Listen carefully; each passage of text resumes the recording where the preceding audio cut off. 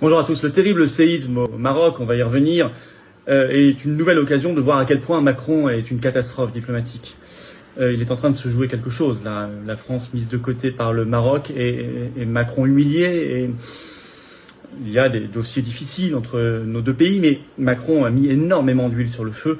Je vais vous expliquer tout ça, vous apprendre ou réapprendre des choses qu'on ne dit pas assez, et voir comment la France pourrait être respectée et plus utile, parce qu'ici on parle quand même de morts et blessés. Voilà, on parle de drames humains. Nous allons voir cette affaire de Macron humilié dans l'affaire marocaine. Dans cette vidéo, n'hésitez pas à la relayer, à la partager. N'hésitez pas, je sais, à me dire ce que vous en pensez en commentaire, je les lis. Commentaires, un petit pouce en l'air aussi, ça aide énormément à la vidéo. Et puis vous abonner à cette chaîne YouTube. Vous êtes très nombreux en ce moment à vous abonner ou à avoir vérifié que YouTube vous a pas désabonné et à vous être réabonné. Le cas échéant, vous me le dites. Il y en a beaucoup. Vérifier, ça prend un 5 clics en dessous, s'abonner, hein, c'est une seconde, c'est gratuit bien sûr. Et ça aide énormément à un meilleur référencement de toutes ces vidéos sur la chaîne si vous êtes abonné plutôt que pas abonné. Donc merci de prendre ce dixième de seconde, ce clic nécessaire gratuit pour le faire. Je sais que vous en avez bien compris l'intérêt. Profitez de appuyer sur la petite cloche à côté, comme ça vous êtes notifié dès qu'il y a une nouvelle vidéo ou un nouveau direct sur cette chaîne. Voilà. Écoutez, je vous attends, aux patriotes. Vous voulez une France respectée, vous voulez une France intelligente dans sa diplomatie, vous voulez la paix mondiale, vous êtes attaché aux valeurs de liberté, de souveraineté, de dignité, de vérité. Je crois que vous avez tapé à la bonne porte, celle de la carte orange, celle d'adhérents ou de réadhérents ou de donateurs aux patriotes. C'est ça que je vous appelle à faire maintenant. Maintenant, quand je dis maintenant, c'est là en ce début de semaine, je pense que c'est un bon moment. C'est un bon moment, c'est une bonne résolution. L'oligarchie, elle ne remet pas à demain ces mauvais coups. Jamais. L'attaque maintenant. Nous, on doit se battre maintenant pour nos enfants aussi, hein, pour nos petits-enfants aussi, nos arrière-petits-enfants, et pour ceux qui sont tombés avant nous, nos aïeux, pour qu'on soit libre, qu'on soit la France, qu'on soit une humanité vraiment humaine. Ce sont ça nos combats. Ils sont anti-oligarchiques, ils sont de résistance, ils sont beaux, ils sont grands, ils sont nobles. J'ai besoin de vous. Restez pas seuls. Mettez-vous en relation avec des gens qui pensent comme vous près de chez vous. C'est ça, être adhérent ou réadhérent des patriotes. Faites un don de soutien au mouvement pour l'aider à faire des choses tous les jours. Plus de tracts, plus d'affiches, plus de présence, plus d'opérations, coup de poing, plus de manifs. Parce qu'on n'a pas les millions d'euros d'aide publique qui coulent sur nous. Non. On n'a pas les copains oligarques. Non.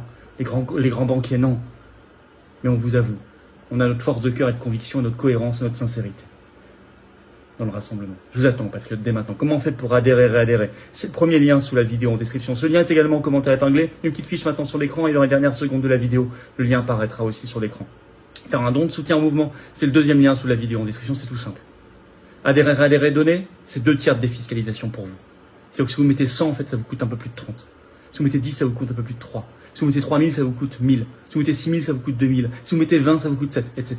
Bravo aux donateurs, aux réadhérents, bienvenue aux nouveaux adhérents, patriotes. Alors, Maroc, Macron humilié. Alors, Maroc et Macron partagent 5 lettres en commun, pour ceux qui l'auront remarqué, mais c'est à peu près tout ce qu'ils partagent. Et ça ressurgit fortement à l'occasion de ce terrible tremblement de terre dont je vais parler. Macron nous a vraiment mis mal avec la terre entière, il a réussi ce tour de force, et là ça peut avoir des conséquences quand même très graves, hein. On va voir dans cette affaire-là. Alors les faits. D'abord je précise que j'enregistre cette vidéo le 11 septembre, en matinée, donc tout ça peut évoluer très très très vite, même si je pense que du point de vue diplomatique, le signal est déjà lancé quoi qu'il se passe dans les heures et les jours qui viennent. On va y revenir, mais je parle surtout du bilan humain, ça peut évoluer très vite. Au moment où j'enregistre, en tout cas ce qu'on sait, c'est qu'il y a eu un tremblement de terre de magnitude 7 selon les données marocaines, 6,8 selon les données américaines, peu importe, c'est le plus fort depuis plus de 100 ans au moins au Maroc, dans la nuit du 8 au 9 septembre. Au moment où j'enregistre, le bilan humain est déjà terrible, 2122 morts officiels, plus de 2421 blessés, plus de 18 000 familles touchées, article du Monde du 11 septembre. Beaucoup de villages détruits dans le Haut-Atlas, à proximité de l'épicentre de ce tremblement de terre, et la ville de Marrakech a été touchée, vous avez vu tous les images. Bon. Alors, concernant l'aide humanitaire derrière tout cela, ou de reconstruction un peu plus tard, le Maroc, bien sûr, est un pays souverain, donc c'est lui qui décide s'il le veut, s'il a besoin d'une aide internationale ou pas.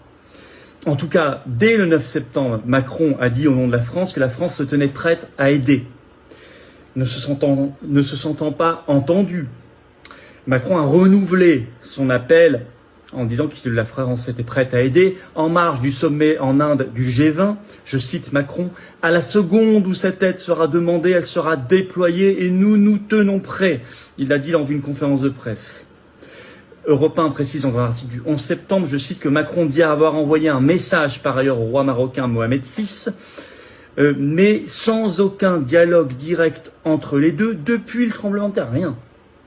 La France propose notamment d'envoyer des secouristes, par exemple, et a annoncé en septembre 5 millions d'euros d'aide supplémentaires pour les ONG françaises qui sont déjà présentes là-bas. Bon. Mais surtout, ce qu'elle veut, c'est envoyer en plus des choses et des hommes. Alors, là où la crise commence fortement, et on va voir où elle plonge ses racines, et on va voir le rôle dramatique, catastrophique de Macron là-dedans, c'est que le Maroc, le 11 septembre, annonce officiellement accepter l'aide de certains pays, mais ne répond toujours pas à la France. En effet, article du Monde du 11 septembre, le titre « Rabat annonce qu'il accepte l'envoi d'équipes de recherche et de sauvetage par l'Espagne, la Grande-Bretagne, le Qatar et les Émirats arabes unis ». C'est ce que dit un communiqué du ministère marocain de l'Intérieur.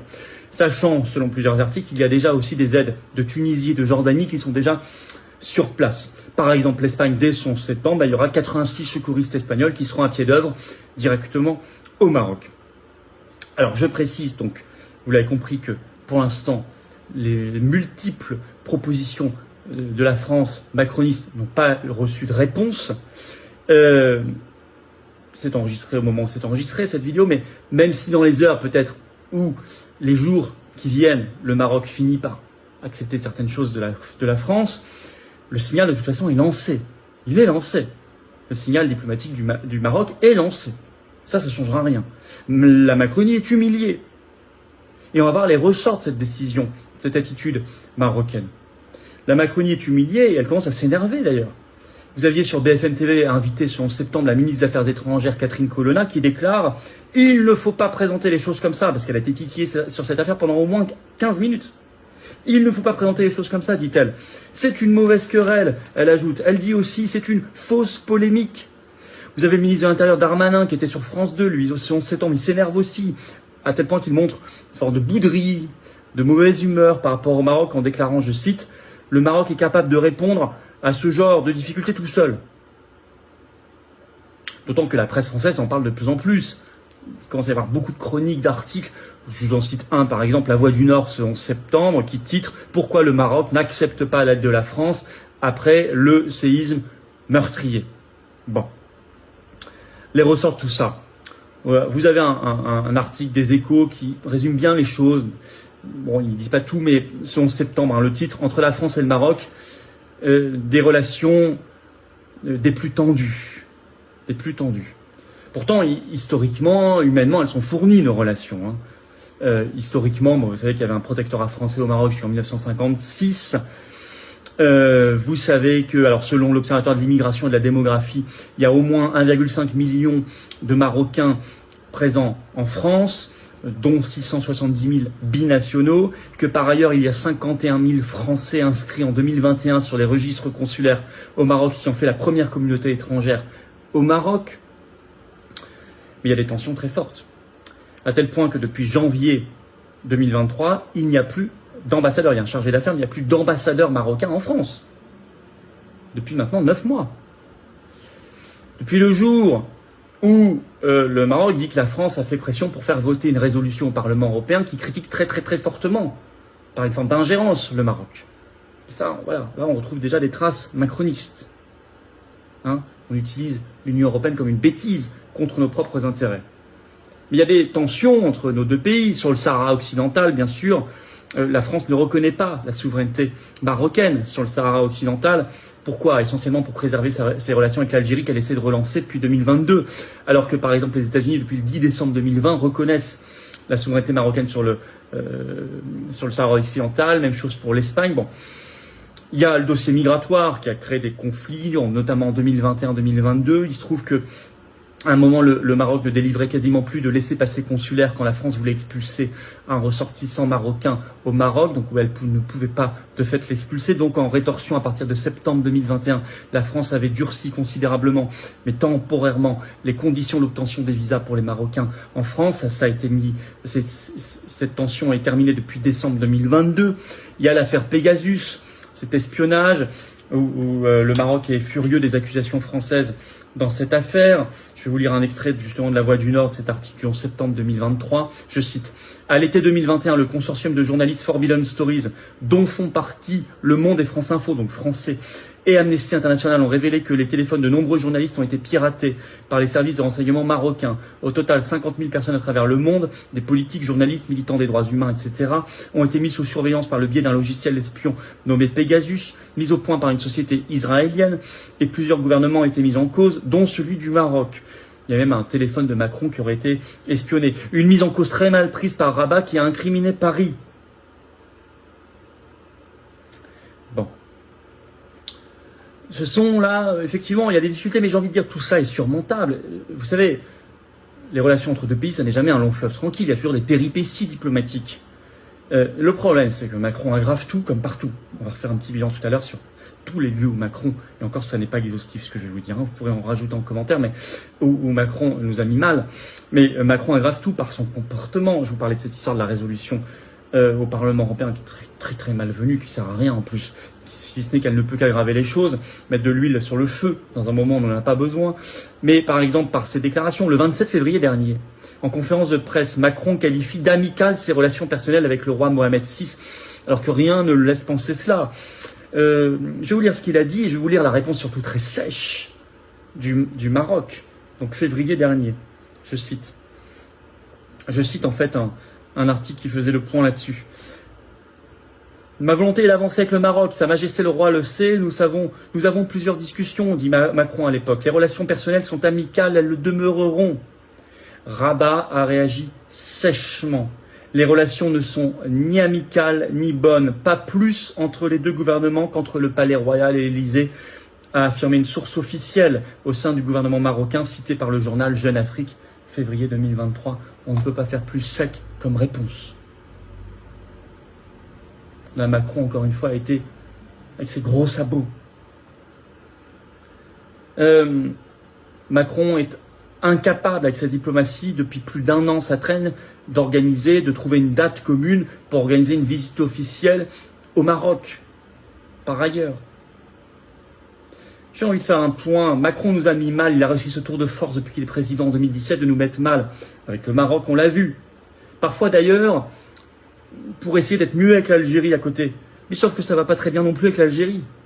Donc c'est même pas, on se met mal avec le Maroc pour l'Algérie, mais on n'arrive quand même pas à être bien avec l'Algérie non plus.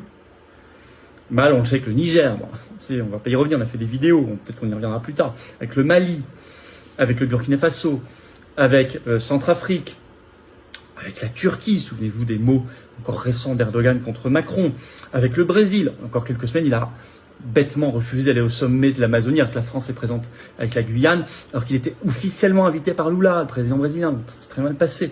Mal avec la Russie, on le sait, mais même pas bien avec l'Ukraine quand même. N'oubliez pas que c'est en Ukraine que le mot macroné a été inventé, pour dire parler dans le vide et ne faire jamais rien. Mal avec la Chine, pas terrible quand il a eu cette idée d'emmener dans ses bagages en visite officielle il y a quelques mois Ursula von der Leyen, qui a eu des mots complètement calqués sur la diplomatie néoconservatrice américaine contre la Chine. Donc ça sert à rien. Mal, mais souvenez-vous de l'Italie, quand il y a eu ces déclarations intempestives sur la politique migratoire italienne, etc., qui nous ont mis mal pendant des mois et des mois. Et on peut citer d'autres exemples, et je suis sûr que vous en avez en commentaire. Donc il y a vraiment une spécificité, un problème Macron. Alors ici, en conclusion, on a d'abord une pensée très forte pour les disparus, pour leurs familles, pour les blessés, pour le travail des secouristes sur place. Voilà, et nous leur souhaitons à tous le meilleur dans cette situation d'horreur, et qu'on puisse trouver un maximum de survivants, et qu'on puisse aider le Maroc, et que le Maroc s'aide lui-même. Je veux dire, vous savez, la catastrophe diplomatique macroniste, elle peut avoir des catastrophes en chaîne, dont celle-ci, qui peut être une catastrophe humaine. Parce que pour des raisons diplomatiques, il se trouve qu'il peut y avoir des aides qui vont manquer peut-être temporairement, et des vies qui ne seront pas sauvées, qui auraient pu l'être. Et ça, c'est la catastrophe Macron. La France doit avoir vraiment une vraie diplomatie, mais souveraine. Pour être respectée, elle doit être souveraine. Pas tout le temps le nez dans Washington, Berlin, Bruxelles, l'OTAN, l'Union, tout ça, c'est ce qu'il faut quitter, parce que sinon on n'est pas respecté. Il faut être sérieux aussi en diplomatie, il faut être sérieux, il faut respecter les autres, il faut se respecter soi-même, il faut travailler, il faut être sérieux, il faut être souverain, il ne faut pas fanfaronner, il ne faut pas faire le malin. Donc, c'est ça une diplomatie sérieuse, il y a des problématiques de fond, il faut être un pays souverain, il faut être un pays qui travaille ses réseaux aussi, mais en même temps il y a la problématique Macron. Si les parlementaires français cherchent des prétextes pour destituer, selon l'article 68 de la Constitution, Macron, en voilà un supplémentaire. Au boulot, à vous de bosser. Voilà ce que je voulais dire jusqu'ici, peut-être qu'on y reviendra sur cette affaire marocaine, et Macron humilié. Partagez si vous voulez bien cette vidéo, relayez-la sur vos réseaux sociaux. Dites-moi donc en commentaire, mettez un pouce bleu, ça lui donnera de la force. Abonnez-vous à cette chaîne YouTube si vous le voulez bien, c'est un petit clic en dessous, c'est gratuit, c'est instantané. Ça aide énormément à un meilleur référencement, une meilleure viralité de tout ce travail de ces vidéos en s'abonnant, en prenant ce petit clic. Je sais que certains sont sur la chaîne depuis longtemps, l'ont pas encore fait, c'est peut-être le moment. Certains nous rejoignent maintenant, bienvenue. Vous découvrez la chaîne, profitez-en pour vous abonner peut-être. Et puis appuyez sur la petite cloche, je vous l'ai dit, vous serez notifié dès qu'il y a une nouvelle vidéo, un nouveau direct, automatiquement ainsi. Et moi je vous attends, patriotes. Voilà. Peut-être que vous êtes nouveau aussi, peut-être que votre adhésion au contraire n'est plus à jour, vous avez été adhérent. À tout moment vous êtes de retour, vous êtes les bienvenus. À tout moment vous êtes un nouvel adhérent, vous êtes le bienvenu. Vous rejoignez une grande famille, vraiment, au vrai sens du terme, pas une formule. Vous êtes mis en relation avec des gens qui pensent comme vous à côté de chez vous, en métropole, outre-mer ou à l'étranger, parce qu'on est présent et organisé partout. Vous êtes les bienvenus. Voilà. Et on se bat ensemble dans le plus grand mouvement souverainiste et de loin de France. Et on se bat pour notre libération contre l'oligarchie, pour sortir la France de ce chaos, pour la paix du monde aussi, pour la vérité, la liberté, la souveraineté, la dignité. Ce sont des très très très très belles valeurs. Puis j'ai besoin de vous. On n'y arrivera pas seul. Par contre, ensemble, on déplacera des montagnes. Unis, les Français sont invincibles. Vous êtes les bienvenus.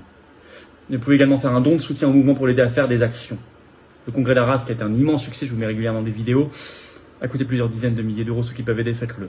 Adhérer, c'est le premier lien sous la vidéo en description. Ce lien est également en commentaire épinglé. Dans quelques secondes, le lien apparaît sur l'écran. Choisissez. Faire un don de soutien au mouvement, c'est le deuxième lien sous la vidéo en description. Tout ça, c'est défiscalisé aux 2 tiers pour vous. En plus des avantages maison qu'on vous ajoute au-dessus de certains dons, adhésions, allez voir sur notre site. Mais de toute façon, vous avez 2 tiers de défiscalisation. Si vous mettez 50, ça vous coûte 17 après impôt. Si vous mettez 100, ça vous coûte 30 et quelques, etc. Bravo aux donateurs, aux réadhérents, bienvenue aux nouveaux adhérents patriotes. Vive la France.